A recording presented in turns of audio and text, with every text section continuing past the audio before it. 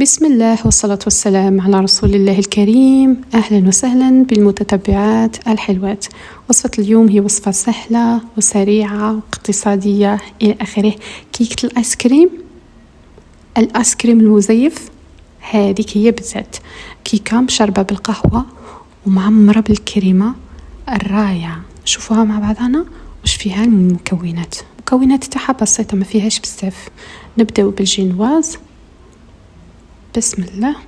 عندنا 2 بيضات، عندنا 8 مغارف سكر، 8 مغارف زيت، 2 مغارف كاكاو كبار، وعندنا كاس فنجان صغير تاع تاي تاع الحليب. نبدا واش نديرو، نخلطوا 2 بيضات تاعنا مع 8 مغارف سكر، نطلعوهم مليح. هنا ما راني حندير لا باتور، ما نحطهم لا في الروبو، ما نقلق روحي. هنايا كلشي بالفرشيطه. نزيدو نضيفو عليهم الزيت ونضيفو عليهم الحليب تاعنا ونبقاو نخبطوا الفرشيطه فقط. ليه كيكه اكسبريس، ما نطولوش فيها بزاف. عندنا كيس تاع خميره تاع 10 غرام، كيس خميره كيميائيه واحد، نصبوه هو الاول ونزيدوا له 8 مغارف تاع 8 مغارف 2 مغارف برك تاع كاكاو. 8 مغارف كيف راح تخرج هذه؟ 2 مغارف تاع كاكاو كبار. ونخلطوا المكونات هذو كامل مع بعضها. ومن بعد ما يمتزج لنا هذاك الخليط مليح، نروحوا نجيبوا له الفارينه، نشيحوها بالفارينه.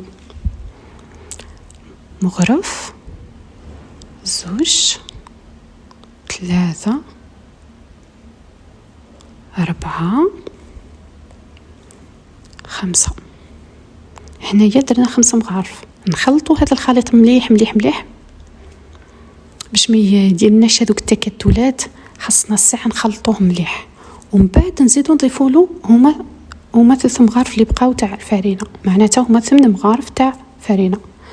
6 وعندنا 7 وعندنا 8. ونحكموا نخلطوه مليح مليح حتى يتنحاو لنا هذاك التكتلات تاع الفارينه. هذا ما فيها لا تفلسف لا حتى حاجه، سهله على الاخر. ومن بعد نجيبوا المول تاعنا. انا المول هذا هو المول الاسطوري عندي، ماشي هذاك تاع الحديد، هذاك مازال ما خدمتش به، مازال ما شريته ما خدمت به. المول هذا ندير به كلش. الخليط تاعنا يكون جاري شوي، ومن بعد من نخرجوها كي طيب، خرجوها تبرد مليح على الاقل 4 ساعه، ونبلوها بالقهوه. انا ذا البريق العام وانا خدامه به. بعد ما تشرب مده 5 دقائق تشرب مليح، نحكموا نكسوها. انا دي اختياريه، يعني تقدروا ما تكسوهاش في النص. انا حبيت ندير لها الحشو بالكريمه لداخل وعلى برا. نروح نجيبوا فنجان صغير تاع كريم فريش، كريم شونتي، مع كاس حليب ونطلعوها. هنايا نحكموا حبه موزه واحده برك تكفي، نهرسوها مليح مليح ونضيفوها على الخليط تاع الشونتي باش يعطي الجو هذاك الجو تاع البنان. باش من بعد ما نحطش انا حبات تاع البنان هكا نحطها، حبيت نلوح نهرسها ونحط المزيج تاعها في الشونتي. الفنجان اللي خدمنا به الكاس تاع الحليب تاع قبيله هو اللي نعمروه كاس شونتي كاس حليب. ثم نحطوا الخليط في على الطبقه الاولى، ومن بعد نغطيوها ونحكموا هذاك الخليط نديروه على برا كامل. وقادرين نزينوها، تسمى تزيين اختياري. انا حبيتها تبقى هكا برك، وعجبني الذوق تاعها انه تبقى هكا بصح. العائله الكريمه قالك لا ديروا لنا شويه شيكولا، انا ما ناكلوهاش حنا هكا. وانا عجبتني انه قصيت منها طرف قبل ما نديرها شيكولا. وما نحكي لكمش على الذوق، هايله. الجينواز تاعها تتفتت وحدها. انا قصيت طرف قبل ما نديرها شيكولا.